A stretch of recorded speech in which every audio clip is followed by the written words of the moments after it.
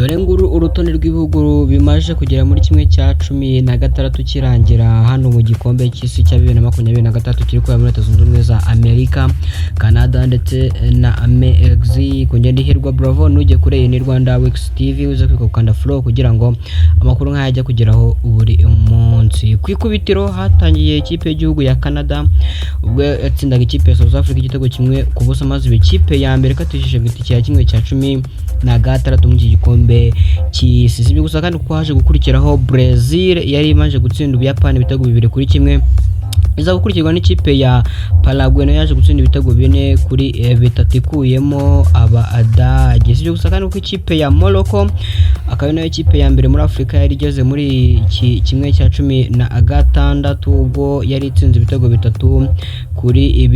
Sibyo gusa kandi kuko yaje gukurikirwa na Norvège ya Erling Haaland aho batsinze ibitego 2-1 cya Ivory Coast. Byaje gukomeza ikipe y'igihugu Faransa neza kubona itikatisha muri kimwe cya 16 kirangira ubwo yari maje gutsinda Sweden ibitego 3-0. Ikipe ya Mexico nayo yaje kuba yakurikiraho, ubundi ikipe ya England isezerera Repubulika Iharanira Demokarasi ya Kongo ku bitego 2-1, maze ubundi amakipe 8 ya mbere abageze muri kimwe cya 16. Byaje gukomeza ubwo Ububirigi bwasezeraga Senegal ku bitego 3-2, iba indi kipe ya 9 ikatishije itike muri kimwe cya 16. Ikipe ya Leta Zunze Ubumwe za Amerika nayo yaje gukatisha inotike. Ikipe ya Espagne, Portugal, Switzerland, Misiri ndetse na Argentine nazo byaje kuba byakatisha itike ya kimwe cya 16. Ikipe ya nyuma yaje muri iki kimwe cya 16 ikipe ya Colombia yaje gutsinda igitego kimwe ku